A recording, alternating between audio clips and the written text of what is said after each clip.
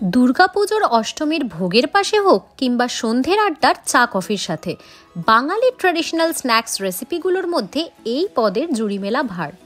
সেদিন সন্ধ্যায় খুব বেগুনি খেতে ইচ্ছে করছিল, তাই ঝটপট বাড়িতেই বানিয়ে ফেললাম। কিছুই না, একটা মাঝারি সাইজের বেগুনকে ভালো করে ধুয়ে লম্বা লম্বা পাতলা পাতলা করে কেটে নিলাম। এবারে বেগুনে সামান্য নুন আর চিনি দিয়ে ভালো করে দুপাশটাই মাখিয়ে নিয়ে রেখে দেব 5-10 মিনিটের মতো। ইন দ্য মিন টাইম তোমাদের দেখিয়ে দিই বেগুনের উইথটা এইরকম থিকনেস থাকলে একদম পারফেক্ট হবে বেগুনিটা। এরপর ব্যাটার তৈরির পালা। ব্যাটারটা যাতে স্মুথ হয় তাই জন্য আমি এখানে একটা ছাঁকনি বা স্ট্রেনার নিয়েছি। এর মধ্যে একে একে সব ড্রাই ইনগ্রেডিয়েন্টসগুলো দিয়ে দেব।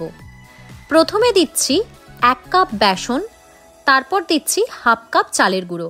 ক্রিস্পিনেসটা কিন্তু এই চালের গুঁড়ো আর বেসনের রেশিওর ওপর ডিপেন্ড করে।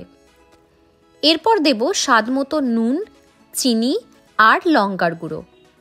এবারে সব ড্রাই ইনগ্রেডিয়েন্টসগুলো খুব ভালো করে স্ট্রেন করে নেব। আর হ্যাঁ, এর মধ্যে সামান্য একটু হলুদ গুঁড়োও দিও, আমি স্ট্রেন করার আগে দিতে ভুলে গেছিলাম, তাই স্ট্রেন করার পর দিয়ে দিচ্ছি। এবার সব কিছু প্রথমে খুব ভালো করে মিক্স করে নেব, মানে ড্রাই ইনগ্রেডিয়েন্টসগুলো। তারপরে অল্প অল্প করে গ্র্যাজুয়ালি চিল্ড ওয়াটার অ্যাড করতে থাকবো। চিল্ড ওয়াটার বা ঠান্ডা জল দিয়ে ব্যাটার তৈরি করলে ক্রিস্পিনেসটা কিন্তু আরও বেড়ে যায়।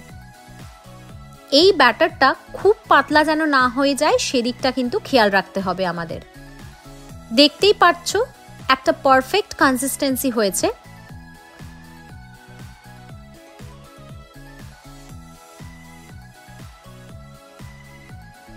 নুন চিনি মাখিয়ে রাখা বেগুনের স্লাইসগুলো জল ছাড়বে, তাই কিছু টিস্যু পেপার দিয়ে খুব ভালো করে সেই জলটা সোক করে নিতে হবে। এই স্টেপটা না করলে কিন্তু বেগুনিটা ঠিক অতটা ক্রিস্পি হবে না আর খেতেও ভালো লাগবে না। এবারে কড়াইতে তেল গরম করে নিতে হবে। বেগুনিটা ব্যাটারে ভালো করে ডিপ করে নেব। খেয়াল রাখতে হবে পুরো বেগুনের টুকরোটাতেই যেন ব্যাটারটা ভালো মতো কোট হয়ে যায়, কিন্তু এক্সেস ব্যাটার থাকলে চলবে না।